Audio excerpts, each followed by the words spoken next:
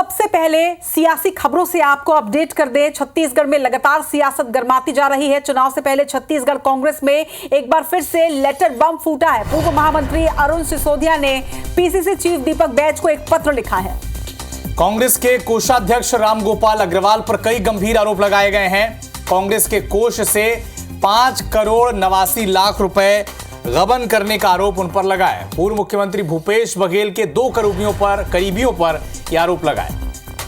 आपको बता दें कि रामगोपाल अग्रवाल और विनोद वर्मा पर राशि गबन से जुड़ा यह पत्र लिखा गया है। पीसीसी चीफ के बगैर अप्रूवल रामगोपाल को यह राशि दी गई, ये कहना है। वहीं पूर्व सीएम के सलाहकार विनोद वर्मा के बेटे की कंपनी को यह राशि दी गई है। रामगोपाल अग्रवाल को पार्टी से बाहर करने की मांग भी इस पत्र के माध्यम से की गई है। तो एक बार फिर से लेटर बम यहां फूटा है। ईडी की कार्रवाई से बचने के लिए आपको यह भी जानकारी दे दें कि रामगोपाल कई महीनों से प्रदेश से गायब है, लेकिन अब जिस तरह से ये चिट्ठी लिखी गई है, कांग्रेस में सिर्फ उटव्वल साफ तौर पर सामने आ गया है।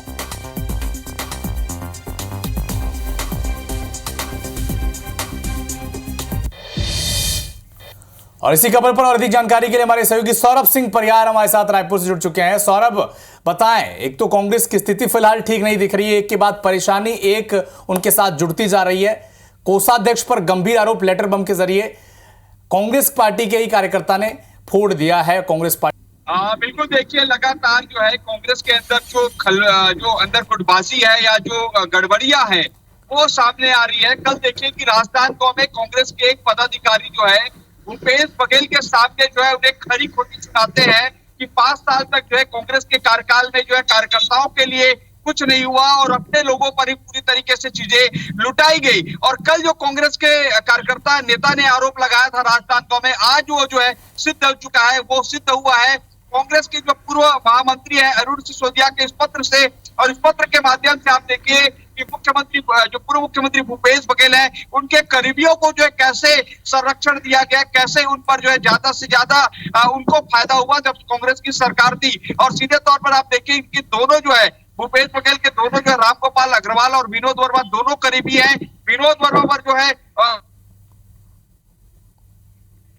जी के आरोप लगाए गए थे। और उसी तरीके से आपको याद होगा कि रामगोपाल अग्रवाल जो कोषाध्यक्ष है अभी कांग्रेस के वो पिछले कई महीनों से फरार हैं। ईडी की कार्रवाइयों से बचने के लिए ईडी कई बार जो है उन्हें समन दे चुकी है। दरअसल पूरा मामला बता देते हैं। ये मामला तब का है जब तत्कालीन प्रदेश अध्यक्ष मोहन मरकाम, अभी दीपक बैज से पहले मोहन मरकाम थे, मोहन मरकाम से बगैर पूछे जो है पीसीसी के कोषाध्यक्ष ने 5 करोड़ 81 लाख रुपया विनोद वर्मा के बेटे की कंपनी को दे दिए।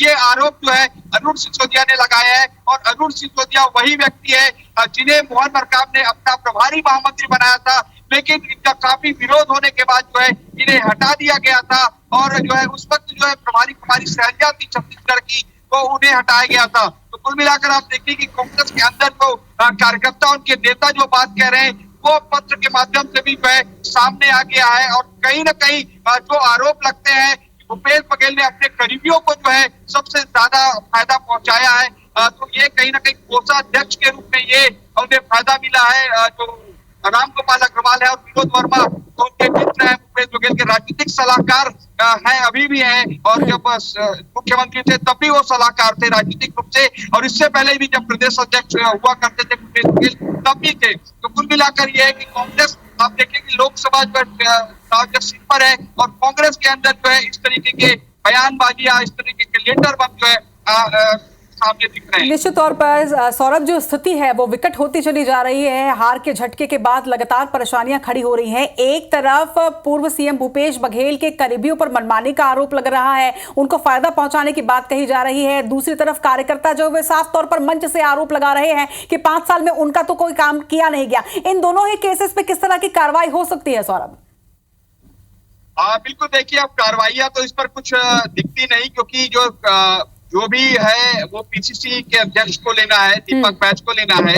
लेकिन जो है मेरे जो जानकारी के अनुसार यही है कि कल जो है भूपेश बघेल पर जो आरोप लगाए हैं वहां के जो पदाधिकारी हैं वो मुझे लगता है कि लोकसभा चुनाव के कारण जो उस पर कोई कार्रवाई नहीं होगी, निष्कासन की कोई कार्रवाई नहीं होगी। हालांकि ये जो है पीसीसी को निर्णय लेना है, लेकिन जिस तरीके से अभी लोकसभा चुनाव के कारण विधानसभा चुनाव के बाद जो है जैसे विनय जायसवाल है, प्रेमचंद जायसी है और बड़े नेताओं ने आरोप लगाए थे, तब उनके जो निष्कासन आदेश रद्द हो रहे हैं। तो उस स्थिति में नहीं लगता कि लोकसभा चुनाव के दौरान जो है और अपने नेताओं को निष्कासित किया जाए। दूसरी बात जो है जो कोषाध्यक्ष है रामगोपाल अग्रवाल पर जो आरोप लगे हैं उस पर तो जो है कोई कार्रवाई जैसी बात नहीं होती। उन्होंने एक सामान्य तौर पर अपना पत्र लिखा है और इससे पहले भी जो अरुण सिसोदिया कहीं ना कहीं टारगेट रहे हैं। जब उन्हें प्रभारी महामंत्री बनाया गया था तब उन्हें हटा भी दिया गया था। तो कुल मिलाकर यही कि पार्टी के अंदर जो है कहीं ना कहीं एक वर्ग जो है वो कहीं ना कहीं भूपेश बघेल के खिलाफ खड़ा हो चुका है। निश्चित तौर पर एक पूरा वर्ग जो है वो खड़ा होता है यहाँ पर नजर आ रहा है। लेकिन बड़ी बात यहाँ पर बड़ा सवाल ये भी खड़ा होता है सौरभ कि ये सब कुछ लोकसभा चुनाव के पहले जिस तरह से सुनियोजित तरीके से हो रहा है, आरोप लग रहे हैं, मंच से बातें कही जा रही है, बड़ास निकाली जा रही है, इससे जो लोकसभा चुनाव की जो रास्ता है वो और होता मुश्किल होता कांग्रेस के लिए खासतौर पर नजर आ रहा है। तमाम बातचीत के लिए आपका बहुत बहुत शुक्रिया और इस वक्त कुछ और खबरों से भी आपको अपडेट कर दें। लगातार जिस तरह से ये सिर फुटबॉल की स्थिति सामने आ रही है, इस बीच आपको बड़ी जानकारी ये भी दे दें कि ये माना जा रहा है कि एक्शन लिया जा सकता है। कांग्रेस में सिर फुटबॉल की स्थिति लगातार बनी हुई है। पूर्व महामंत्री अरुण सिसोदिया का पीसीसी चीफ को एक पत्र लिखा गया है। लोकसभा चुनाव के पहले जिस तरह से ये लेटर बम फूटा है, इससे निश्चित तौर पर कहीं ना कहीं प्रभाव इस पर होगा। और जिस लेटर बम पर अब सियासत हो रही है, जिस लेटर बम से कांग्रेस में हलचल मची हुई है, जिन्होंने लेटर लिखा है कांग्रेस के नेता अरुण सिसोदिया, वही हमारे साथ इस वक्त फोन लाइन पर जुड़े हुए हैं। अरुण जी, आपका बहुत बहुत स्वागत है IBC 24 पर। लेकिन चुनाव से पहले और मौजूदा स्थिति में भी बीजेपी जो आरोप लगाती थी कांग्रेस पार्टी पर कि कुछ ही लोगों की बात चलती है, कुछ ही लोगों की बात मानी जाती है, अब तो कांग्रेस के कार्यकर्ता और आप खुद भी वही बात कह रहे हैं जो बीजेपी कह रही थी। देखिए, पहली बात यह है कि मैंने जो पत्र लिखा है वो मैंने अपने संगठन के प्रदेश अध्यक्ष, नेता प्रतिपक्ष राहुल गांधी जी, खड़गे जी और संगठन के माध्यम से अपनी बात रखने का कोशिश किया है जी।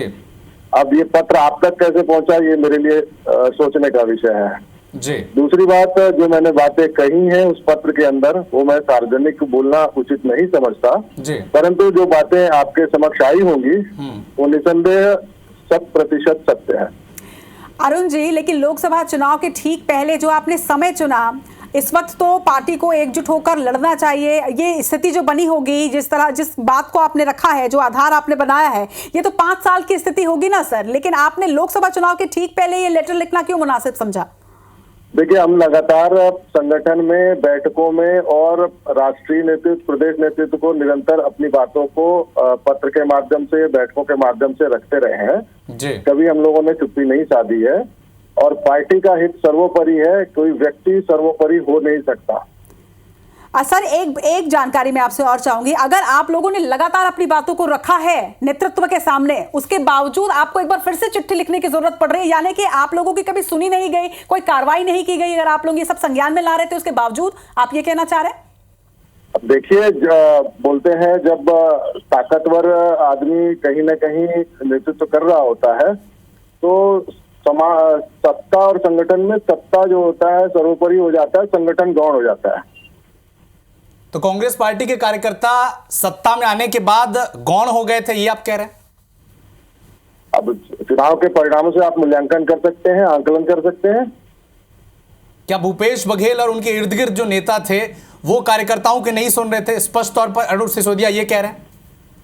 जी, मैंने अपने पत्र में लिख दिया है। अगर आपके पास पत्र कहीं से पहुंच गया है तो आप उसके पूरी समीक्षा कर सकते हैं। बस इतना ही मेरी बात कहने का आदेश है। तो इस पत्र के माध्यम से आप मांग क्या रख रहे हैं अरुण जी? बस यही है कि राहुल गांधी जी दिन रात जो मेहनत करते हैं पूरे देश भर में, चुनिंदा लोग उनकी मेहनत पे पानी फेर देते हैं। ऐसे लोगों से पार्टी को सावधान होने की आवश्यकता है। और इसके लिए मैं अंतिम एक लाइन कह के अपनी बात को भी आगे रखना चाहूंगा कि जिन्होंने डुबानी थी कश्ती उसे माझी बना दिया और जिन्होंने कराए सैकड़ों तलाक उसे काजी बना दिया। अरुण जी, अगर आपने फिलहाल पीसीसी को ये पत्र लिखा है, अगर पीसीसी इस पे संज्ञान नहीं लेता है, ये कोई एक्शन नहीं लेता है, तो आपका अगला स्टेप क्या होगा? जी, मैंने ये पत्र राष्ट्रीय नेतृत्व को भी भेज दिया है और राष्ट्रीय नेतृत्व से और प्रदेश नेतृत्व से दीपक बैज जी से, नेता प्रतिपक्ष चरणदास महंत जी से पूरी उम्मीद है कि इसको निष्पक्षता से और एक कार्यकर्ता की भावना को समझकर, आम कार्यकर्ताओं के मनोभाव को समझकर इस पे जरूर चिंतन मनन और समाधान करें। अरुण सिसोदिया जी, सीधा सवाल यह बनता है कि रामगोपाल जो हैं, क्या पार्टी में उनकी इतनी पैठ है कि इतने विरोध के बाद तमाम कार्यकर्ता अगर सवाल उठा रहे हैं, आप जैसे कार्यकर्ता, तब भी वो महत्वपूर्ण पदों पर बने हुए हैं और संगठन के जो राज्य के जो केंद्र थे उनके इतनी करीबी बने हुए हैं? क्या उनकी इतनी पॉलिटिकल पावर है या अदर पावर है कि वो अभी बने हुए हैं कांग्रेस के कोर कमेटी में? कोर कमेटी क्या, वो तो पूरे प्रदेश के कोषाध्यक्ष हैं अभी पिछले कई वर्षों से। तो जी, क्या ऐसी पावर है उनके पास? क्या ऐसी कांग्रेस पार्टी की जानकारी उनके पास है कि इतने तमाम आरोप जब कार्यकर्ता ही अंदर से लगा रहे हैं, बाहर की बात तो छोड़ दीजिए, कांग्रेस के कार्यकर्ता ही जब इतने आरोप लगा रहे हैं, तो ऐसी क्या स्थिति बनती है कि वो अब भी पार्टी के अंदर बने हुए हैं, संरक्षण उन्हें मिल रहा है? देखिए, अब तो प्रदेश अध्यक्ष जी हो या सभी लोग हैं, मुझे ऐसा लगता है कि पूरी प्रदेश कार्यकारिणी भंग करके, जिला अध्यक्षों को भंग करके, चुनाव को देखते हुए नई ताकत के साथ, नई टीम के साथ हमें मैदान में उतरना चाहिए। भाजपा से लड़ना उनके ही तरीके से और नए कार्यकर्ताओं को अवसर देते हुए अगर हम प्रयास करेंगे तो निसंदेह लोकसभा में हमारा परफॉर्मेंस बहुत अच्छा रहेगा। पर अगर हम पिछली ही जैसी चाल पे चलते रहेंगे तो संभावना उतनी अच्छी नहीं दिखाई देती है। अरुण जी, आखिरी सवाल, क्या आप मानते हैं कि लोकसभा चुनाव के लिए फिलहाल मौजूदा स्थिति में कांग्रेस पार्टी के लिए बड़ी चुनौतियां और कड़ी चुनौतियां हैं? देखिए, कांग्रेस पार्टी लोकसभा में जिस मजबूती से राहुल गांधी जी खड़गे जी के नेतृत्व में लड़ रही है, पूरे देश भर में जिस तरह से प्रयास किए जा रहे हैं, वो निसंदेह ईमानदारी पूर्वक किया गया प्रयास है। परंतु प्रदेश स्तर पे जिस तरह से हम लोगों को करना है, हम लोग भी उसी लाइन पे अगर चलते हैं तो 100% हम लोग 50% की सीट जीतने के सक्षम है वर्तमान परिस्थितियों में, क्योंकि पार्टी ने भी जिस तरह से टिकटों का बंटवारा किया है वो सबसे मजबूत लोगों को देने का प्रयास है। तो उस रास्ते पर कांग्रेस पार्टी फिलहाल छत्तीसगढ़ में नहीं चलती दिख रही है आपको? नहीं, कांग्रेस पार्टी बहुत बढ़िया तरीके से चल रही है। दीपक बैज जी, चरणदास महंत जी बहुत अच्छा नेतृत्व कर रहे हैं। और भूपेश बघेल जी? मैं उनके बारे में कहना छोटा मुंह बड़ी बात जैसे समझता हूँ। आपके प्रदेश के मुख्यमंत्री रहे हैं, आपके नेता रहे हैं, आप इतना तो कह ही सकते हैं, लोकसभा से प्रत्याशी है राजनांदगांव के वो। मैं असल में उनसे बहुत समय से, मुझे ऐसा लगता है मुख्यमंत्री बनने के बाद मेरी 1 मिनट की भी अच्छी मुलाकात नहीं हुई, इसलिए उनके विचार मैं नहीं जान पाया हूँ। एक पूर्व मुख्यमंत्री के नाते आप कैसे देखते हैं राजनांदगांव में उनके कैंडिडेटशिप को? देखिए, राजनांदगांव एक अच्छी सीट है कांग्रेस पार्टी के लिए और वर्तमान में जिस तरह से कांग्रेस ने वहाँ 5 विधानसभा सीटें जीती हैं, वहाँ का मैं 4 साल तक निरंतर जिला प्रभारी रहा हूँ। पूरी लोकसभा का 75% प्रभार का क्षेत्र रहा है और हम लोगों ने 4 साल लगातार मेहनत की है, तो खेत हमने बहुत अच्छा तैयार किया है। अब फसल काटने की बात है, फसल कैसा काटते हैं हम लोग। लेकिन कल ही जो वीडियो वायरल हो रहा था अरुण जी, उसमें कार्यकर्ता ही कह रहे थे, सुरेंद्र दाऊ उनका नाम है, वो कह रहे हैं कि क्यों हारी कांग्रेस पार्टी 30-35 हजार वोटों से। अब बताएं, अगर कार्यकर्ता तक पहुंच ही नहीं पा रही है पार्टी, तो कांग्रेस पार्टी जीतेगी कैसे? आप तो कह रहे हैं फसल काटने के लिए पहुंच गए वहां पर। नहीं तो अच्छी बात है, कार्यकर्ताओं की बात मन से कहने का अवसर मिला और कार्यकर्ता ने अपनी बात कही। वो बहुत अच्छे लीडर है, सुरेंद्र दाऊ जी भी और भूपेश बघेल जी, दाऊ जी भी, तो कहीं कोई बात नहीं है, घर की बात है, उसका समाधान हो जाएगा। अरुण जी, आखिरी सवाल आपसे, कल जब सुरेंद्र दाऊ जी का ये बयान वायरल हुआ सोशल मीडिया पर, तो ये अटकलें लगाई जा रही थी कि उनको निष्कासन की कार्रवाई उन पर हो सकती है। अब अरुण सिसोदिया जी का जो लेटर है वो वायरल हो गया, आपको किसी बात का डर तो नहीं है? नहीं, मैंने तो कोई वायरल किया नहीं है और मैंने अपने संगठन को दिया है। अब कहाँ से ये वायरल हुआ, अब ये प्रदेश अध्यक्ष जी उसका निराकरण कर लेंगे, कोई दिक्कत नहीं है। और इसमें ये कोई गलत बात नहीं है। अगर घर की बात अगर हम अपने मुखिया को नहीं बताएंगे तो उनको कहाँ से पता लगेगा। और हम बात कर रहे हैं कांग्रेस को रिवाइव करने की, कांग्रेस की जीत की और कांग्रेस को पुनः स्थापित करने की। ऐसी परिस्थितियों में कार्यकर्ताओं की बात संगठन और राष्ट्रीय नेतृत्व तो अवश्य सुनेगा और अच्छा उसमें रिजल्ट भी आएगा। एक आखिरी सवाल के साथ बातचीत को खत्म करेंगे अरुण जी। 5,89,00,000 पूर्व सलाहकार मुख्यमंत्री के विनोद वर्मा, उनके बेटे की कंपनी को दिया गया है, ये आरोप आपका सीधा है, सबूत हैं आपके पास इसके?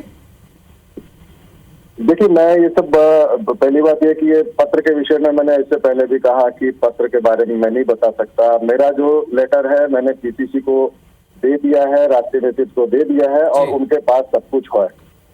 चलिए, बहुत बहुत शुक्रिया अरुण सिसोदिया जी हमारे साथ जुड़ने के लिए। जी जी, थैंक यू। तो ये थे पूर्व प्रदेश महामंत्री अरुण सिसोदिया जी, जिन्होंने साफ तौर पर अपनी ही पार्टी पर कुछ लोगों पर आरोप लगाए हैं। और इसके साथ ही अविनाश, ये देखिए कि लोकसभा चुनाव के ठीक पहले उन्होंने ये लेटर लिखा है। हालांकि वो यहाँ पर डैमेज कंट्रोल करते भी नजर आए हैं, बिल्कुल कि बिल्कुल प्रदेश में पार्टी जो है वो अच्छा काम कर रही है। लेकिन स्थिति ये भी समझी जा सकती है कि चुनाव से ठीक पहले आपके पूर्व मुख्यमंत्री राजनांदगांव से लोकसभा के प्रत्याशी हैं, मंच पर वो बैठते हैं और उनके सामने ही कार्यकर्ता ये कहते हैं कि 5 साल तक किसी कार्यकर्ता की सुनी नहीं गई और ठीक 24 घंटे नहीं बीते हैं इस बात को। और एक और पत्र वायरल होता है जिसमें कहा जाता है कि कोषाध्यक्ष जो है राम गोपाल, उनके द्वारा पूर्व जो सलाहकार थे मुख्यमंत्री के विनोद वर्मा, उनकी बेटी की कंपनी में लगभग 6 करोड़ रुपए ट्रांसफर हुए हैं। लेकिन अगर आप बातचीत का एक अंश देखें तो इन्होंने साफ तौर पर यह कहा कि बीते 5 साल में मुख्यमंत्री बनने के बाद 1 मिनट की भी एक अच्छी मुलाकात उनकी नहीं हुई, मुख्यमंत्री के साथ नहीं हुई। तो आप अंदाजा लगा सकते हैं कि पार्टी के पूर्व प्रदेश महामंत्री की मुलाकात 1 मिनट के लिए इन 5 सालों में नहीं हो पाई मुख्यमंत्री से। ये किस तरह की स्थिति कांग्रेस के अंदर, संगठन के अंदर कौन सी स्थिति है अभी कांग्रेस पार्टी की छत्तीसगढ़ में, इस बयान से, इस वीडियो से, इस पत्र से स्पष्ट हो जाता है। और लगातार होते घटनाक्रम से निश्चित तौर पर यह अंदाजा लगाया जा सकता है कि लोकसभा चुनाव के पहले स्थिति सही नहीं है।